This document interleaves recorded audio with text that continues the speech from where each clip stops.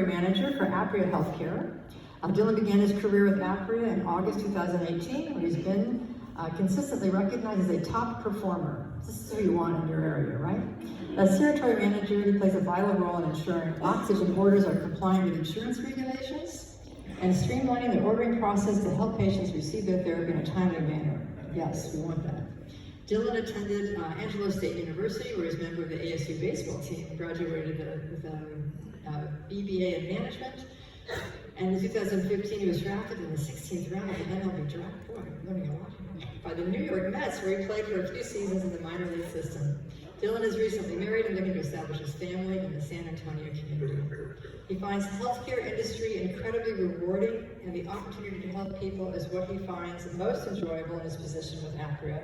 And I would say that last evening we had an event where a patient needed some outreach, and Dillon helped us out immensely. So thank you and welcome up, Dillon.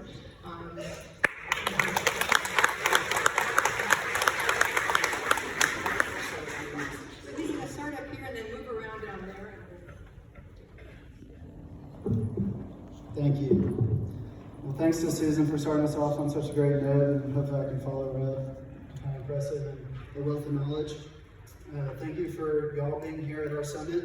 I really appreciate y'all's presence. Thank you to the Pulmonary Fibrosis Foundation for allowing us to share some of our knowledge and some of what we can do for patients with pulmonary fibrosis. Like she said, I'm DILLONPFFSBECKER. I'm Territory Manager with Apria here in San Antonio. And I, like she said, help hospitals, doctors' offices get the proper documentation to make sure you're receiving not only equipment, but the right equipment, and to make sure it's covered by your insurance. So I'll start going through some of these pieces of equipment. The first thing I'd like to address is that each pulmonary fibrosis patient is unique. Unique in your activity levels, in your disease state, unique in so many options that, or so many ways that not every option is suitable to you and where you're at. So I'll start coming down here and talking about different things. And I have a mic here, so hopefully it's on. The first thing I'd like to start with is when you first get prescribed supplemental oxygen, your liter flow generally will be about 2 liters a minute as you begin your process on supplemental oxygen therapy. What we think is the best option for that, for portability, for ease of access and convenience, are pulse dose options for your portable system. Apria has 2, and pretty much across the industry we have 2 pulse dose options. One being an oxygen conserving device that will fit on any portable tank. The other one being what we carry as an Inogen G3 portable oxygen concentrator. But as Susan mentioned, there's a slew of portable oxygen concentrators available. This is the one we happen to carry. So I'll begin by talking about the Inogen portable concentrator. It is a pulse dose technology, and as Susan described earlier, it's based off of your inspiration. So it triggers that breath as you breathe in. As you're exhaling, it doesn't. The conserving device works the same way on the portable tanks. The purpose being is to conserve the oxygen, allow y'all to have the most portable and convenient systems for being out of the house, staying active. Proper maintenance for these, making sure that the case on the outside is cleaned once a month, make sure there's no dust or debris. These are working off of filters and you're drawing air around, so keeping the outside of this clean is very important. There are 2 filters in here. Again, I'd recommend once a month popping them out. They're super easy to pop out. Rinse them with soap and water, let them air dry, and then put them back in there. There's different ways to allow the battery to last longer, not taking them in super cold or hot conditions. And then if you have extra batteries, storing them in a dry, cool place. That way, you're keeping them adequate. So that's pretty much it on this. The G3 concentrator goes to a pulse setting of 5. It's very important that you understand that a setting is not necessarily correlated to a liter per minute flow. It's based off of your respiratory rate and so many other different things. We certainly recommend if you get up to the 3, 4, or 5 liter requirement that you're properly titrated on these pulse dose options to make sure that it's adequately sustaining your saturations where they need to be.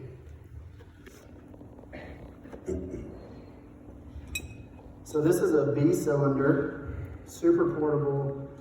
We would probably only use this in a configuration with an oxygen conserving device. If you have this on a continuous flow, it might last you 30 minutes. With the conserving device, depending on your setting and your respiratory rate, you're looking closer to 2 to 3 hours, sometimes pushing it to 4. Works pretty much the same as any portable tank. The regulator fits on the top. The key turns it open and closes it. You won't hear it coming out now because it's pulse dose, and I don't have the cannula to inspire to create that next pulse. So maintenance on these, don't throw them across the house like a football, and you'll be pretty well okay. Super durable, yes, if everyone can see it.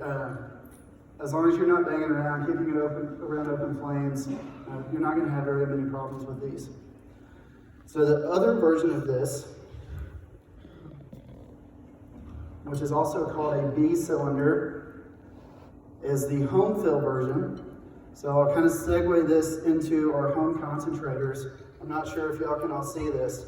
A home concentrator plugs into the wall, generates oxygen out of the room air into a concentrated amount. They can go from 0 to 5 or 0 to 10, depending on your liter flow requirement. When we have lower liter flow requirements and we have smaller portable oxygens like this, we have what's called a home fill system. So that will sit on top of your home concentrator. It can be used simultaneously as you're at home on 2 liters per minute. You can at the same time be filling your portable tanks. The tanks are the smaller B tanks. We also have this one, which is a D tank. So both small portable options. The D tank will last slightly longer than the B tank, so depending on your requirements, you would choose a proper one for you and your pulse dose setting. This and the B tank we would recommend using with a pulse dose system. Again, this on a continuous flow is not going to last as long as you would like it to. These backpacks are pretty handy. They carry those smaller portable systems. They have 1 strap and 2 strap options. Throw it in here, a little sleek design, and you don't have to, we talk about anxiety and the worry. You're not dragging around a portable tank. It's kind of a little more hidden, maybe a little more comfortable for you going out and about. So the home fill system is really pretty easy, and for those of you that can see, it's right here, but for those of you who can't, I'm sorry.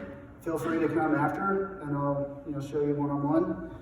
But this home fill spout pops in here, and that's it. You turn it on, and it begins filling up that portable tank. Apria will provide 2 to 3 to 4, depending on your activity level and your lifestyle, so that you have plenty to fill as you're home, and you can take 3 or 4 with you, depending on your setting. You can have 12, 16 hours of oxygen portable outside the house. If you fill them up all while you're at home. So once you graduate, and as we know, it sounds like it's getting a lot better, the pulmonary fibrosis diagnosis is a progressive disease. Make sure, like Susan said, you're being properly tested and regularly tested so you can know that your liter flow is meeting your need. Once your need jumps up 4 to 5 liters a minute, then pulse dose may not be the best option anymore. That takes away a little bit of the convenience and the portability, but sometimes we just have to give up a little bit of comfortability to make sure our health is addressed. When that comes into play, the home fill system would be taken off, and you would have a home concentrator, and we would generally give you portable E-tanks.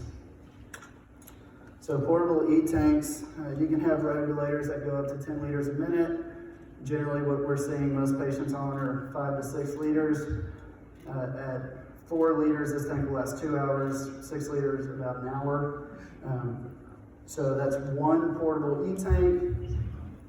It has wheels, fairly portable, and it's maybe a little better than carrying, honestly, the D tank over your shoulder because it's got wheels and a little bit more accessible. If your liter flow is so high that one tank is not enough. We do offer the dual cart portable systems. So if you're out of the house for 4 to 6 to 8 hours, you have an option to carry 2 portables with you at all times. And Susan mentioned a little bit the oxidizer cannula. I actually brought one. This is the pendant style. And I was doing a little digging on these this morning. So they say if you're on 4 liters per minute, and again, always check your sats to make sure it's adequate for you. But if you're requiring 4 liters per minute, you can set your portable system at 2, and you'll be receiving the same concentration of oxygen. So that's going to make your portable systems last a whole lot longer. I definitely make sure that your saturations are where they need to be, because manufacturers will often say things that may not work for everybody. We do want to make sure that these are only used with continuous oxygen flows. If you put this on a portable oxygen concentrator that's a pulse dose, it won't work. So how this works is the bolus on your chest fills up as you're exhaling, so that when you breathe in, you have that higher concentration of oxygen. If it's a pulse dose, it won't have the opportunity to fill during your exhalation. So I'll talk a little bit about humidification on home concentrators. We try to recommend that you do not use them unless you're around the 4 liter per minute flow. It often, and like I said, every patient is unique and different. If you live in a super dry environment and you're having nosebleeds at 2 liters per minute, yes, ask your DME for a humidifier, because we don't want y'all going through that. But if at 2 liters a minute you're doing okay, having a humidifier can actually cause problems by being a breeding ground for bacteria growth and different things that we want to make sure the oxygen you're getting is just pure and clean and as good as possible for you. So 6 liters, 4 liters is probably more appropriate. Maintaining those, use distilled water and try to clean them out, rinse them every night. And you don't want the opportunity for bacteria and different things to grow in there. The placement of your home concentrator should be 8 to 10 inches off of your wall to allow for proper ventilation. It's actually drawing oxygen in from the back of the home concentrator. So you want to make sure there's plenty of space there for it to draw. And if you have thick carpet, sometimes it can clog up the bottom vents of the concentrator. So make sure it's usually on a flat, hard surface and allow it to work properly. Moving forward with the maintenance on the home concentrator, there are 2 external filters on most home concentrators. They're in different places depending on your brand. We'd recommend once a month washing and drying those with soap and water, air dry it, pop them back in. That'll keep the external filters clean. Make sure, and this is a big thing, demanding your DME to give you the proper service that you deserve. We come out every 6 months. If your DME is not coming to check on your equipment every 6 months, you need to make them. Because they need to check the HEPA filters inside of the machine, and they need to make sure that the machine's functioning properly. If ever, every DME should be able to come out 24/7. If you're having problems with your concentrator, if it's alarming, anything that's going on, a 24/7 call service should be available to you to troubleshoot. If that's not able to fix the issue, then someone should be out there immediately. Oxygen is extremely important, and we want y'all to have it. That is most of the modalities that we offer. Like I said, there's different packages that are more suitable to each patient, their lifestyle, and how they work. Unfortunately, APRIA here in San Antonio does not offer liquid oxygen. I know it is a huge hot topic with the Pulmonary Fibrosis Foundation community. We as APRIA are lobbying to our lawmakers to increase the reimbursement. Pulmonary Fibrosis Foundation is also working very hard for y'all's community, and we want it to be available. It really is not the best. That comes down to dollars. Unfortunately, that's how it is. When a company is losing money every liquid oxygen that they put out, it makes it where it's not real suitable. So definitely write your lawmakers, continue to pursue that. We want y'all to have the therapy that y'all deserve and that y'all need to improve your quality of life. So that's pretty much all that I have on this. Again, I'm going to be here for y'all after the session. If y'all like more hands-on instruction or have any other questions, I think we'll probably open up to Q&A here in a moment. Thank you.